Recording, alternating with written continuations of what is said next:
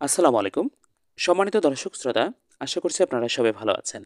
আপনারা যে যেখান থেকে আজকের এই গুরুত্বপূর্ণ এবং ইনফরমেটিভ ভিডিওটি দেখছেন, সবাইকে স্বাগত জানাচ্ছি। শিক্ষা মন্ত্রণালয়ের মাধ্যমিক ও উচ্চ শিক্ষা বিভাগ থেকে একটি জরুরি বিজ্ঞপ্তি প্রকাশ করা হয়েছে। শিক্ষা মন্ত্রণালয় এই জরুরি বিজ্ঞপ্তিটি প্রকাশ করেছে দেশের বিভিন্ন এলাকায় স্কুল ও কলেজ পর্যায়ের শিক্ষার্থী ও প্রতিষ্ঠান প্রধানদের প্রতি। শিক্ষা মন্ত্রণালয় এই জরুরি বিজ্ঞপ্তিতে কী নির্দেশনা দিয়েছে, আজকের এই ভিডিওতে বিস্তারিতভাবে জানব। ২৮ নভেম্বর ২০২৪ তারিখে প্রকাশিত এই বিজ্ঞপ্তিতে বলা হয়েছে, সম্প্রতি লক্ষ্য করা যাচ্ছে যে ঢাকাসহ দেশের বিভিন্ন এলাকায় স্কুল ও কলেজ পর্যায়ের শিক্ষার্থীগণ শিক্ষা সংশ্লেষবিহীন বিভিন্ন ইস্যুতে আয়োজিত সভা সমাবেশ ও মিছিলে অংশগ্রহণ করছে। ফলে শিক্ষা কার্যক্রম ব্যাহত হওয়ায় কোমলমতি শিক্ষার্থীরা শারীরিক ও মানসিকভাবে ক্ষতিগ্রস্ত হচ্ছে। তাছাড়া এ ধরনের অনাহত কার্যক্রম শিক্ষার্থীদের পাশাপাশি অভিভাবকদের মাঝে নানা উৎকণ্ঠা ও উদ্বেগ সৃষ্টি করছে।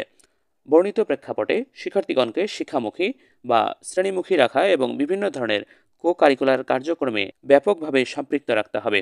এ লক্ষ্যে শিক্ষা প্রতিষ্ঠান প্রধানগণ কর্তৃক অভিভাবকদের সম্পৃক্ত করে শ্রেণী কার্যক্রম ও কো-কারিকুলার কার্যক্রম জোরদার করার প্রয়োজনীয় পদক্ষেপ গ্রহণ করতে হবে। সৈয়দ এজেড মোর্শেদ আলী, উপসচিব, শিক্ষা মন্ত্রণালয়, তিনি ২৮ নভেম্বর ২০২৪ তারিখে এই জরুরি বিজ্ঞপ্তিতে স্বাক্ষর করেন। শিক্ষা মন্ত্রণালয় সেই সাথে কার্যক্রমের নমুনাও প্রকাশ করেছে। আপনারা এই ছকের মাধ্যমে দেখতে পাচ্ছেন, ১ নম্বরে যে কর্মসূচি প্রকাশ করেছে সেটি হচ্ছে শিক্ষা প্রতিষ্ঠানে আঙ্গিনা পরিষ্কার পরিচ্ছন্নতা অভিযান। ২ নম্বরে বিজয়ের ৩৬ জুলাই ভিত্তিক গ্রাফিতি অঙ্কন, নির্বাচিত গ্রাফিতি নিয়ে সফট অ্যালবাম তৈরি, শ্রেষ্ঠ গ্রাফিতিকে পুরস্কার প্রদান।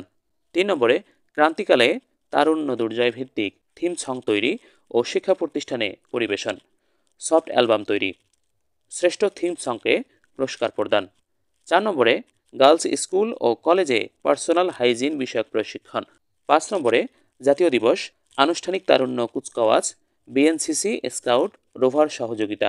৬ নম্বরে জুলাই বিপ্লব কি, কেন, কিভাবে, ছাত্র শিক্ষক অভিভাবকদের আলোচনা সভা।